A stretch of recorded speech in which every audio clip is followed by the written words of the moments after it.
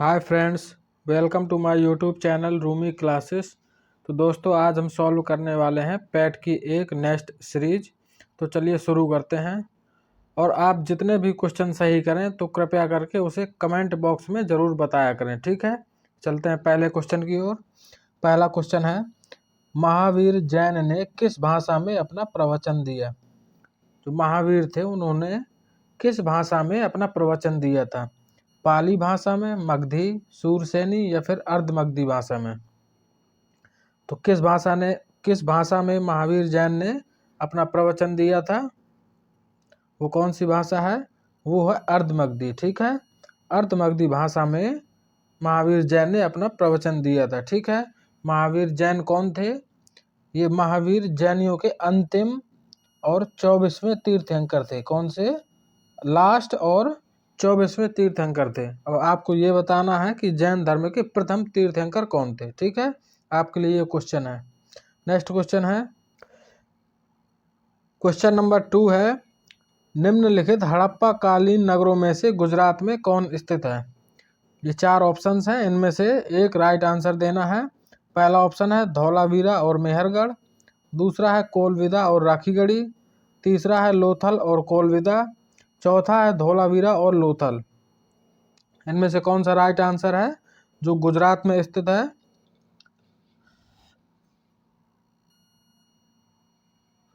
गुजरात में कौन कौन स्थित है? गुजरात में धौलावीरा और लोथल स्थित है, ठीक है। तो बच्चों, हड़प्पा सभ्यता लगभग 4700 साल पहले समृद्ध हुई थी। और ये धौलावीरा और लोथल कहाँ पर स्थित है? भारत के गुजरात राज्य में स्थित है। कहाँ पर है? गुजरात राज्य में, ठीक है। तो आपका ऑप्शन डी बिल्कुल राइट आंसर होगा।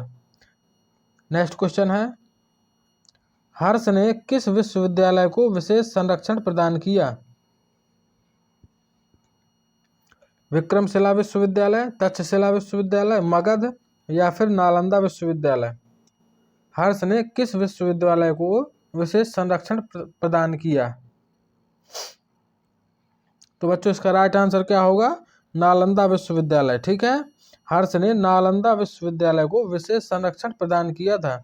और ये नालंदा कहाँ पर है? ये है बिहार में, ठीक है।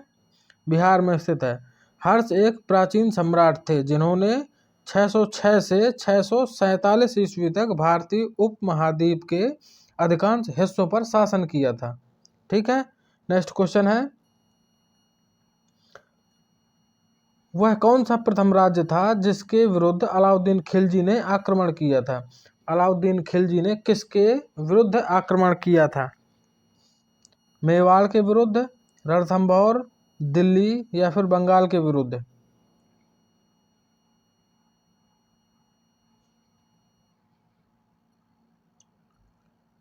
तो बच्चों, अलाउद्दीन खिलजी ने किसके विरुद्ध आक्रमण किया था? ये किया था रणथंभौर के विरुद्ध, ठीक है। और ये कब किया था? ये किया था 1301 ईस्वी में, ठीक है। बच्चों, अलाउद्दीन खिलजी वंश का सबसे शक्तिशाली राजा था जो 1296 में दिल्ली का सुल्तान बना था, ठीक है। दिल्ली का सुल्तान कब बना था? 1296 ईस्वी में। नेक्स्ट क्वेश्चन है, पेशवा के रूप में बालाजी बाजीराव के उत्तराधिकारी कौन बने? विश्वास राव, माधवराव प्रथम, नारायण राव या फिर रघुनाथ राव। तो बच्चों, पेशवा के रूप में बालाजी बाजीराव के उत्तराधिकारी कौन बने थे? ये बने थे माधवराज प्रथम। कौन से? माधवराय प्रथम, ठीक है। अब बच्चों, इनके बारे में जान लेते हैं। बालाजी राव का जन्म कब हुआ था? 18 दिसंबर 1720 ईस्वी को हुआ था, ठीक है। और वे पेशवा बाजीराव प्रथम के पुत्र थे, ठीक है। किसके पुत्र थे? पेशवा बाजीराव प्रथम के पुत्र थे बालाजी बाजीराव। नेक्स्ट क्वेश्चन है, लाला हरदयाल निम्नलिखित में से किस संगठन से जुड़े थे? लाला हरदयाल किस संगठन से जुड़े थे? Ghadar Party, Indian Independence League, Indian Home Rule Society या फिर स्वराज पार्टी। तो बच्चों, लाला हरदयाल किस संगठन से जुड़े थे? ये था गदर पार्टी से, ठीक है। किस पार्टी से? गदर पार्टी से।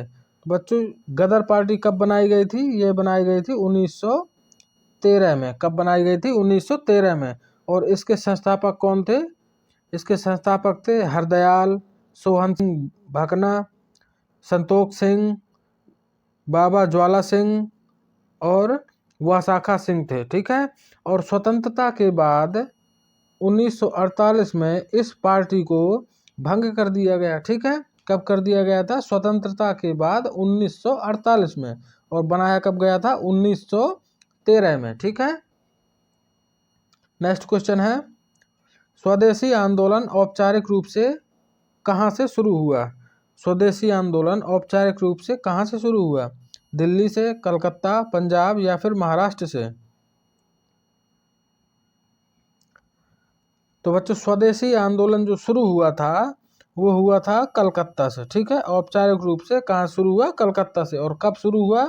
ये शुरू हुआ था अगस्त 1905 में। ठीक है। अगस्त 1905 में स्वदेशी आंदोलन औपचारिक रूप से कलकत्ता में शुरू हुआ था।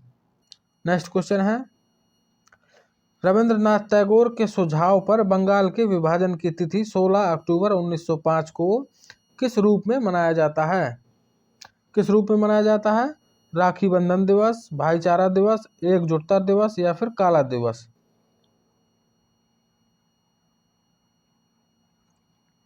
बच्चों 16 अक्टूबर 1905 को किस दिन के रूप में मनाया जाता है? तो वो दिन है राखी बंधन दिवस। ठीक है। कौन सा दिन है? राखी बंधन दिवस। ठीक है। बच्चों भाईचारा दिवस कब मनाया जाता है? ये मनाया जाता है 11 सितंबर 1883 से इसकी शुरुआत हुई थी। और एकजुटता दिवस कब मनाया जाता है? ये हर वर्ष 20 अक्टूबर को एकजुटता दिवस मनाया जाता है। अब आपके लिए ये क्वेश्चन है कि काला दिवस कब मनाया जाता है? इसको आप कमेंट बॉक्स में जरूर बताएं। नेक्स्ट 26 में भगत सिंह निम्नलिखित में से किस संगठन के पहले सचिव बने थे? कौन से संगठन के पहले सचिव बने थे भगत सिंह? गदर पार्टी, पंजाब हिंदू सभा, इंडियन सोशलिस्ट डेमोक्रेटिक यूनियन या फिर नौजवान भारत सभा? तो बच्चों 1926 में जब भगत सिंह पहले सचिव बने थे तो किस सभा के? नौजवान भारत सभा के। ठीक है। नौजवान भारत सभा के पहले सचिव बने थे। भगत सिंह ने मार्च 1926 में कब किया था? 1926 में नौजवान भारत सभा की स्थापना की थी। ठीक है। बच्चों भगत सिंह के बारे में थोड़ा जान लेते हैं। भगत सिंह का जन्म कब हुआ था? सितंबर 1907 में हुआ था। और कहाँ हुआ था? ये पड़ता है लायलपुर, पश्चिम बंगाल में, जो कि अब पाकिस्तान में मौजूद है। ठीक है। और भगत सिंह की मृत्यु कब हुई थी? भगत सिंह को फांसी दी गई थी 23 मार्च 1931 को। ठीक है। तब इनकी उम्र कितनी थी? तब इनकी उम्र थी मात्र 21 ईयर। ठीक है बच्चों। नेक्स्ट क्वेश्चन है, क्रांतिकारी सूर्यसेन निम्नलिखित में से किसके साथ जुड़े थे? किसके साथ जुड़े थे? कौन सा षड्यंत्र मामला था? मेरठ षड्यंत्र मामला, लाहौर मामला, चटगांव शस्त्रागार या फिर चौरी चौरा घटना? ये जो क्रांतिकारी सूर्यसेन थे ये किस घटना से संबंधित हैं? तो ये किस घटना से संबंधित है? चटगांव शस्त्रागार। ठीक है बच्चों। बच्चों सूर्यसेन ने भारतीय गणतंत्रवादी सेना की स्थापना की और इन्हें लोग प्यार से क्या बुलाते हैं? प्यार से इन्हें मास्टर दा बुलाते हैं। किसको? मास्टर दा किसको बुलाया जाता है? सूर्यसेन को। ठीक है। नेक्स्ट क्वेश्चन है, पृथ्वी के वायुमंडल के किस भाग में वायुमंडल की कुल वायु का लगभग 70% हिस्सा है? किस भाग में? समताप मंडल, मध्यमंडल, बाह्यमंडल या फिर क्षोभ मंडल में? क्या होगा इसका राइट आंसर? पृथ्वी के वायुमंडल के किस भाग में वायुमंडल की कुल वायु का लगभग 70% हिस्सा है? तो वो कौन सा भाग है? वो है क्षोभ मंडल। और क्षोभ मंडल वायुमंडल का सबसे निचला वाला हिस्सा होता है। ठीक है। सबसे निचला हिस्सा कौन सा होगा? क्षोभ मंडल। इसलिए आपका ऑप्शन डी बिल्कुल राइट आंसर होगा। नेक्स्ट क्वेश्चन है, श्रीलंका भारत से किसके द्वारा निर्मित संकीर्ण समुद्री जलमार्ग द्वारा पृथक्कृत है? इसका मतलब क्या हुआ कि श्रीलंका और भारत को अलग अलग करने का रास्ता क्या है? मलक्का जलडमरू मध्य और मन्नार की खाड़ी, केवल मन्नार की खाड़ी, मलक्का जलडमरू मध्य, केवल पाक जलडमरू मध्य। बच्चों, श्रीलंका और भारत को कौन अलग करता है? ये करता है। तो दोस्तों, इनमें से चारों ऑप्शन गलत हैं। सही आंसर क्या है कि श्रीलंका को भारत से अलग कौन करता है? पाक जलडमरू मध्य और मन्नार की खाड़ी। कौन कौन? पाक जलडमरू मध्य और मन्नार की खाड़ी। ठीक है। नेक्स्ट क्वेश्चन है, निम्नलिखित में से कौन सा ग्रह जल पर तैर सकता है? ऐसा कौन सा ग्रह है जो जल पर तैर सकता है? बृहस्पति, शनि, अरुण, वरुण। इनमें से कौन सा ग्रह है जो जल पर तैर सकता है? तो बच्चों, शनि एक ऐसा ग्रह है जो जल पर तैर सकता है, इसलिए आपका ऑप्शन बी बिल्कुल राइट आंसर है। और क्यों तैर सकता है? क्योंकि इसका घनत्व जल से भी कम है, जो कि 770 kg प्रति घन मीटर है। कितना है? 770 kg प्रति घन मीटर। इस कारण शनि जल में भी तैर सकता है। नेक्स्ट क्वेश्चन है, उच्च तापमान दिन में कब अंकित किया जाता है? उच्च तापमान दिन में कब अंकित किया जाता है? दोपहर में, प्रातःकाल, सायंकाल या फिर रात में?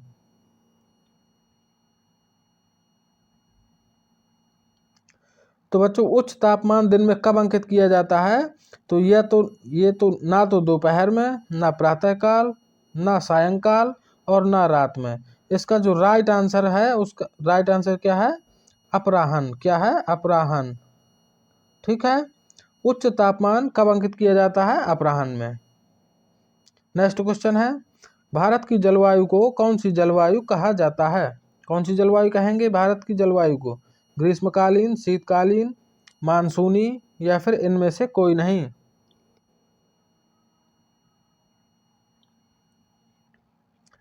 तो बच्चों, भारत की जो जलवायु है उसे कहा जाता है मानसूनी जलवायु। क्या कहा जाता है? मानसूनी जलवायु। इसलिए आपका ऑप्शन सी बिल्कुल राइट आंसर होगा। नेक्स्ट क्वेश्चन है, प्रथम पंचवर्षीय योजना कब जारी की गई थी? प्रथम पंचवर्षीय योजना कब जारी की गई थी? 1952 में, 1961 या फिर 51 या फिर 60 में? तो बच्चों, ये जो प्रथम पंचवर्षीय योजना है वो कब जारी की गई थी? ये जारी की गई थी 1951 में। ठीक है। तो आपका ऑप्शन सी बिल्कुल राइट आंसर होगा। नेक्स्ट क्वेश्चन है, हरित क्रांति के संदर्भ में HYV में H का अर्थ है। हरित क्रांति के संदर्भ में HYV में H का अर्थ क्या है? हाइड्रोजीनियस, होमोजीनियस, हाई या फिर हाइब्रिड? तो बच्चों, HYV में जो H का अर्थ है उसका मतलब होता है हाई। ठीक है। अब आपके लिए ये क्वेश्चन है कि HYV का हमें फुल फॉर्म बताना है कमेंट बॉक्स में, तो आप कमेंट करके जरूर बताएं। ठीक है। नेक्स्ट क्वेश्चन है, निम्नलिखित में से कौन सा भारत का सबसे पुराना सार्वजनिक क्षेत्र का बैंक है? सबसे पुराना सार्वजनिक क्षेत्र का बैंक कौन सा है? Indian bank, Canara bank, bank of Baroda या फिर central bank of India? Bharat का सबसे पुराना सार्वजनिक क्षेत्र का बैंक कौन सा है? तो इसका राइट आंसर क्या होगा? केनरा बैंक। केनरा बैंक भारत का सबसे पुराना सार्वजनिक क्षेत्र का बैंक है। और केनरा बैंक का मुख्यालय कहाँ पर है? ये है बेंगलोर, कर्नाटक। ठीक है। तो आपका ऑप्शन बी बिल्कुल राइट आंसर है। नेक्स्ट क्वेश्चन है, निम्नलिखित में से कौन नई आर्थिक सुधारों का अंग नहीं है? कौन सा अंग नहीं है नए आर्थिक सुधारों का? उदारीकरण, वैश्वीकरण, निजीकरण या फिर केंद्रीकरण?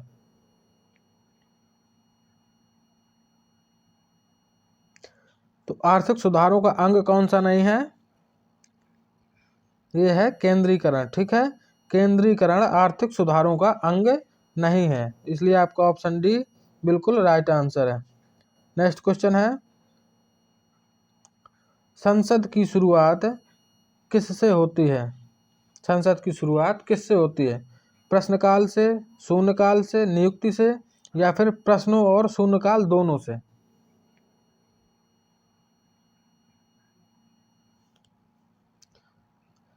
तो बच्चों संसद की जो शुरुआत होती है वो होती है प्रश्नकाल से। ठीक है, किससे होती है? प्रश्नकाल से।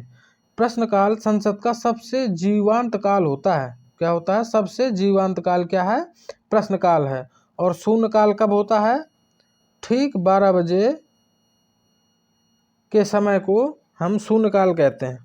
ठीक है, नेक्स्ट क्वेश्चन है, किसी जिले के भू राजस्व प्रशासन का मुख्य प्रभारी अधिकारी कौन होता है?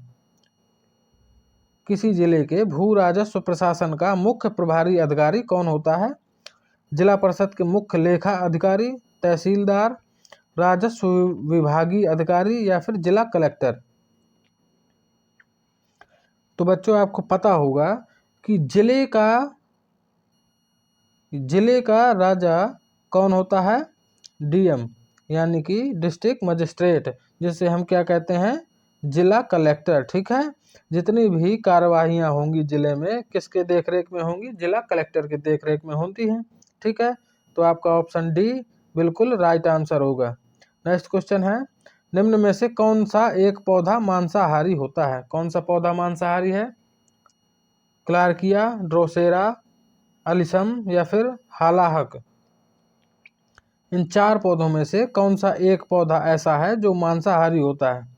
तो कौन सा पौधा है?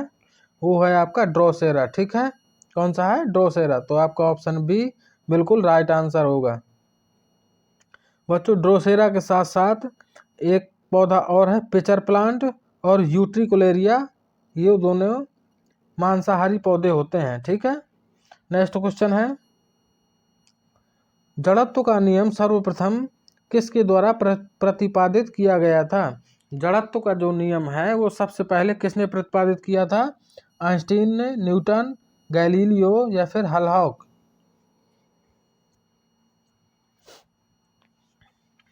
तो बच्चों जड़त्व का जो नियम दिया गया था तो सबसे पहले किसने प्रतिपादित किया? गैलीलियो ने। ठीक है, तो आपका ऑप्शन सी बिल्कुल राइट आंसर होगा।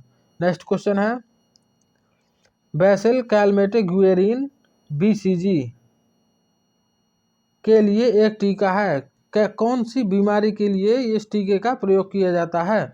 टाइफाइड, तपेदिक, मैम्पस, या फिर प्लेग? तो बच्चों बीसीजी का जो टीका लगाया जाता है वो लगाया जाता है टीबी के लिए। ठीक है, और टीबी का फुल फॉर्म क्या होता है? Mycobacteria tuberculosis. क्या होता है? Mycobacteria tuberculosis. और टीबी को हम क्या कहते हैं? तपेदिक कहते हैं, इसलिए आपका ऑप्शन बी बिल्कुल राइट आंसर है। नेक्स्ट क्वेश्चन है, निम्नलिखित में से किसके पास 4 कक्षीय हृदय होता है? ऐसा कौन सा जीव है जिसके पास 4 कक्षीय हृदय होता है? क्या वह मोर है, समुद्री घोड़ा, मेढक, या फिर मछली? क्या होगा इसका सही जवाब?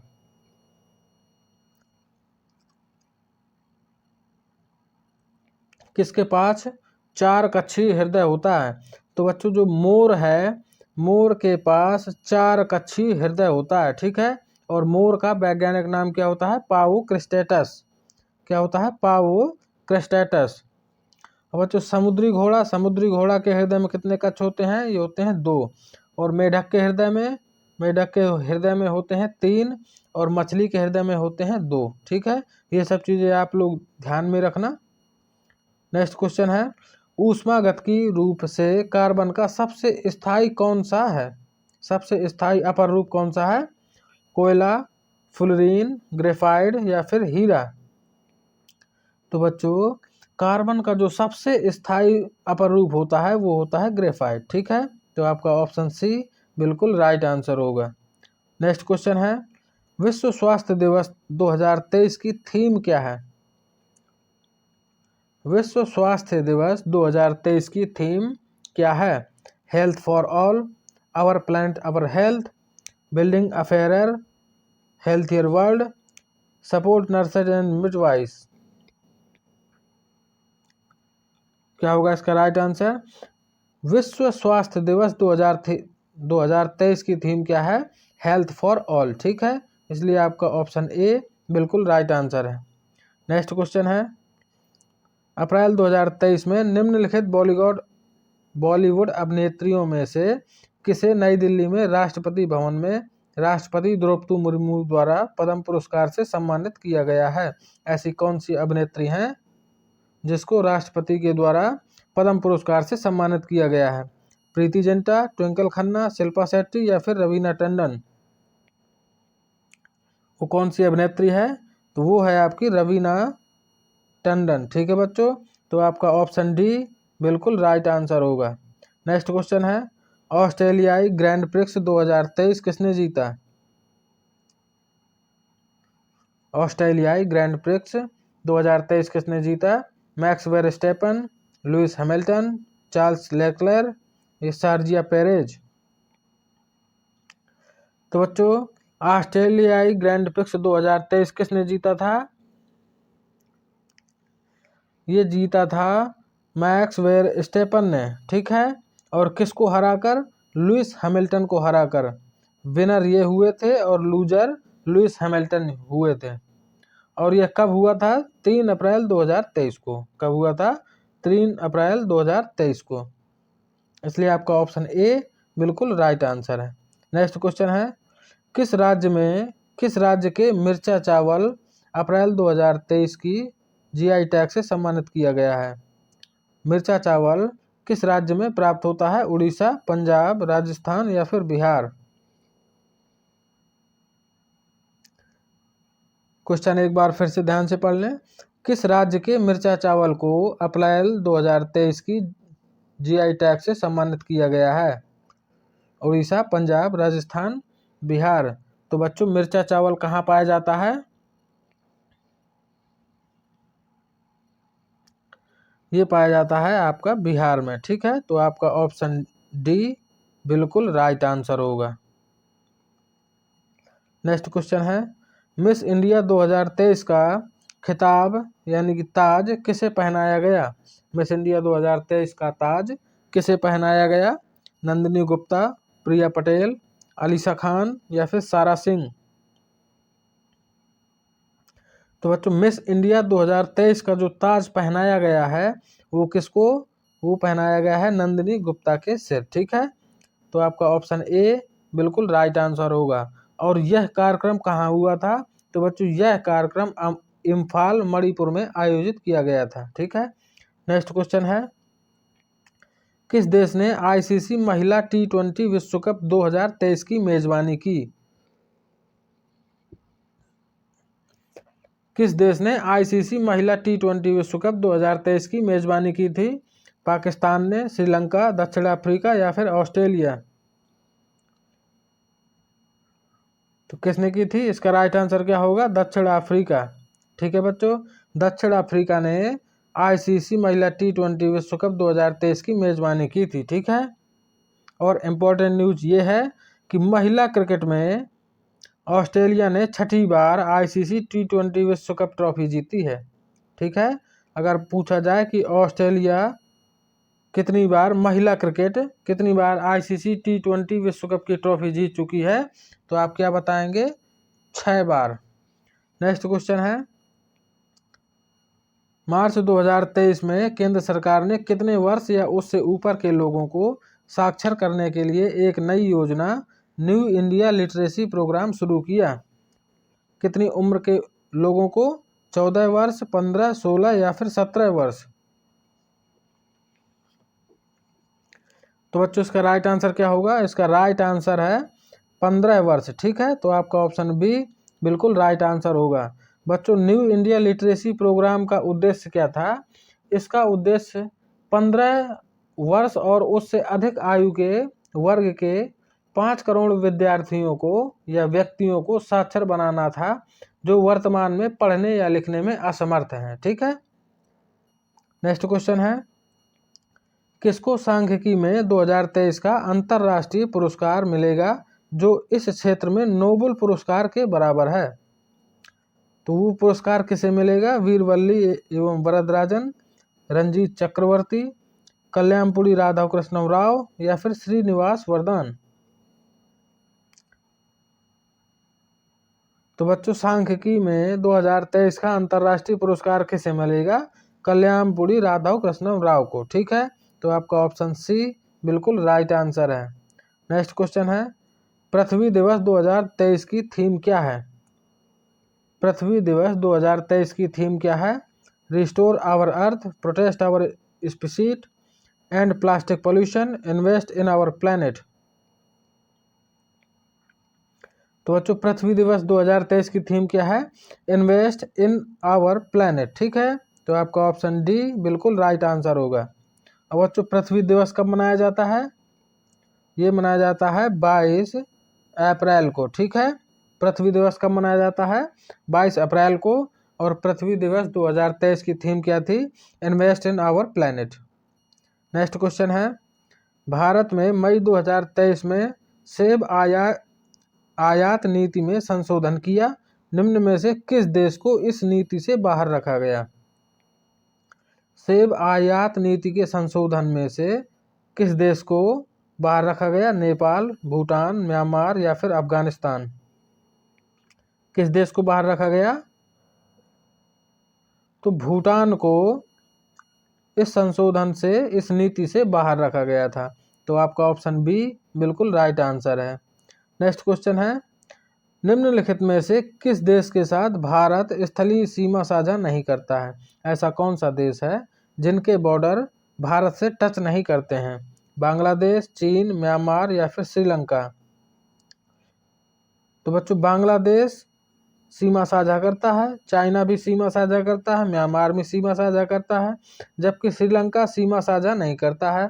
श्रीलंका और भारत को अलग करती है कौन? पाक जलमरूमध्य और मन्नार की खाड़ी। ठीक है, इस कारण से श्रीलंका भारत की स्थलीय सीमा को साझा नहीं करता है। तो आपका राइट आंसर क्या होगा? Option D Sri Lanka.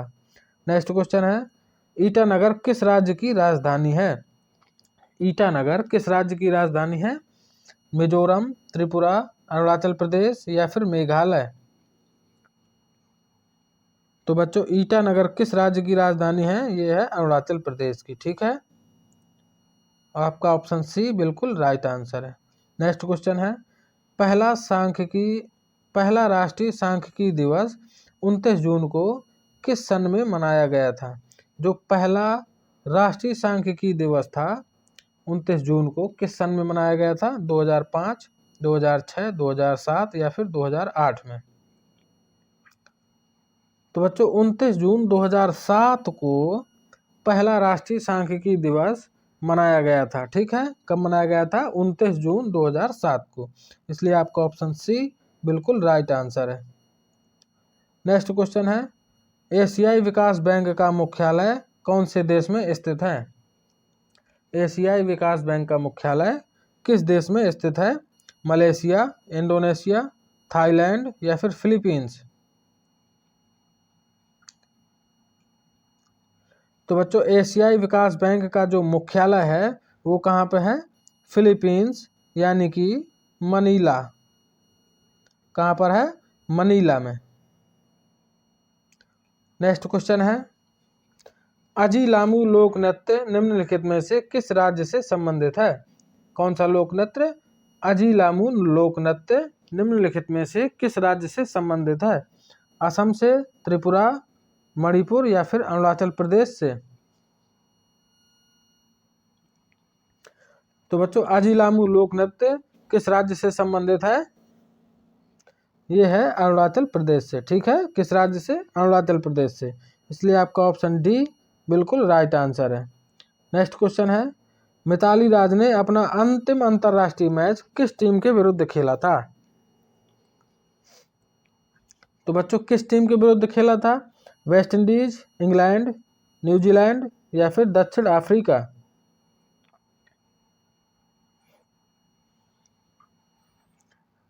तो बच्चों मिताली राज ने जो अपना अंतिम अंतर्राष्ट्रीय मैच खेला था वो किसके साथ खेला था?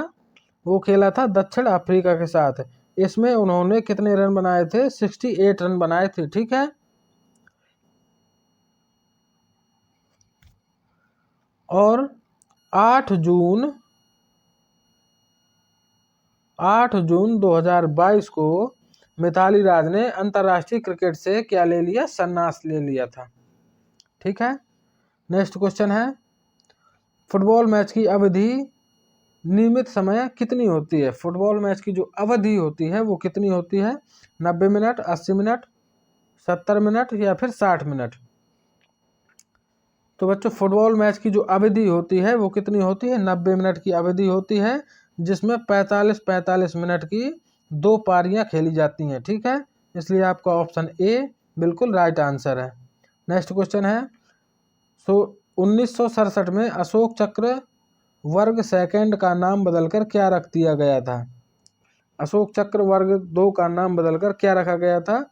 अशोक चक्र, कीर्ति चक्र, शौर्य चक्र या फिर वीर चक्र? तो बच्चों अशोक चक्र का नाम बदलकर क्या रखा गया था? कीर्ति चक्र नाम दिया गया था। ठीक है, तो आपका ऑप्शन बी बिल्कुल राइट आंसर है। नेक्स्ट क्वेश्चन है, निम्नलिखित में से कौन ग्रैमी पुरस्कार जीतने वाली पहली भारतीय महिला है? ऐसी कौन सी भारतीय महिला हैं जिन्होंने पहली बार ग्रैमी पुरस्कार जीता है? तो कौन सी महिला हैं? प्रियदर्शनी, तन्वी शाह, रिकी केस या फिर इनमें से कोई नहीं? तो बच्चों कौन सी महिला है वो? उनका नाम है तन्वी शाह। ठीक है, तो आपका ऑप्शन बी बिल्कुल राइट आंसर होगा। और दूसरी बात बच्चों, सितार वादक पंडित रविशंकर को 1968 में ग्रैमी जीतने वाले पहली भारतीय बने थे। पहले भारतीय कौन बने? सितार वादक पंडित रविशंकर। और कब बने थे? इनको मिला था ग्रैमी अवार्ड 1968 में। नेक्स्ट क्वेश्चन है, ग्रीन हाउस प्रभाव के बिना पृथ्वी का तापमान क्या हो जाता है? यह पृथ्वी का तापमान कितना होगा? 0 डिग्री सेंटीग्रेड, 60 डिग्री सी या -50 डिग्री सी या फिर -18 डिग्री सी? अगर पृथ्वी पर ग्रीन हाउस प्रभाव ना पड़ेगा तो इसका टेम्परेचर कितना होगा? -18 डिग्री सी, जो कि आपका ऑप्शन नंबर डी बिल्कुल सही उत्तर है। नेक्स्ट क्वेश्चन है, उस विकल्प का चयन कीजिए जो तीसरे शब्द से उसी प्रकार संबंधित है जिस प्रकार दूसरा शब्द पहले शब्द से। जैसे रतौंधी vitamin A, very very question mark. तो बच्चों रतौंधी किस विटामिन की कमी से होती है? विटामिन ए की कमी से। तो बेरी बेरी रोग किस विटामिन की कमी से होगा? क्या वो विटामिन डी है या विटामिन सी या विटामिन बी या फिर विटामिन ए? ठीक है, तो बेरी बेरी रोग किस विटामिन की कमी से होता है? ये होता है आपका विटामिन बी की कमी से।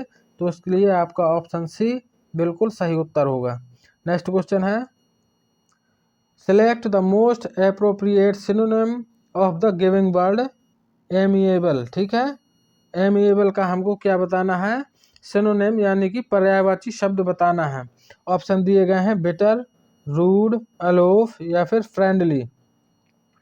तो बच्चों सबसे पहले एमिएबल का मतलब क्या होता है? एमिएबल मतलब होता है सुशील। ठीक है, और बिटर मीन्स क्या होता है? कड़वा। रूड मीन्स क्या होता है? अशिष्ट। अलूफ मीन्स क्या होता है? अलग। और फ्रेंडली मीन्स क्या होता है? मित्रवत। क्या होता है? मित्रवत। तो बच्चों अब इनमें से जो आपको सही सिनोनिम्स मिलेगा वो क्या मिलेगा? एमिएबल मीन्स होता है सुशील और फ्रेंडली मीन्स होता है मित्रवत। तो एमिएबल का जो सही एप्रोप्रिएट सिनोनिम होगा वो क्या होगा? फ्रेंडली होगा। तो आपका ऑप्शन डी बिल्कुल राइट आंसर होगा। नेक्स्ट क्वेश्चन है, select the most appropriate antonym of the giving word complex. अब इसमें बच्चों हमें क्या निकालना है? एंटोनिम यानी कि विलोम शब्द बताना है। किसका? कॉम्प्लेक्स का। तो सबसे पहले हमें कॉम्प्लेक्स की मीनिंग पता होना चाहिए। तो कॉम्प्लेक्स मीन्स क्या होता है? जटिल। कॉम्प्लेक्स मीन्स क्या होता है? जटिल। अब ऑप्शन देख लेते हैं। नोटी, नोटी मीन्स क्या होता है? विकट। विकट। मोटले मीन्स क्या होता है? मोटले मीन्स होता है पंचमेल, ठीक है। सिंपल मीन्स क्या होता है? सरल। और मिक्स्ड मीन्स क्या होता है? मिश्रित। क्या होता है? मिश्रित। तो बच्चों जटिल का जो सही विलोम शब्द निकल के आएगा क्या होगा? जटिल का सरल होगा। तो कॉम्प्लेक्स का जो सही एंटोनिम्स होगा वो क्या होगा? सिंपल। तो आपका ऑप्शन सी बिल्कुल राइट आंसर होगा। नेक्स्ट क्वेश्चन है, कौन सा विलोम शब्द युग्म सही नहीं है? ऐसा कौन सा युग्म है जो सही नहीं है? साकार, साकार निराकार, ये तो बिल्कुल सही है। साक्षर निरक्षर, ये भी बिल्कुल सही है। ज्ञानी और अज्ञानी, ये भी बिल्कुल सही है। पूर्व और अपूर्व, ये गलत है। क्यों गलत है? क्योंकि पूर्व मीन्स होता है पहले, क्या होता है? पहले। और अपूर्व मीन्स क्या होता है? अद्वितीय। अपूर्व मीन्स क्या होता है? अद्वितीय, यानी कि यूनिक। जबकि पूर्व का जो विलोम शब्द होना चाहिए क्या होगा?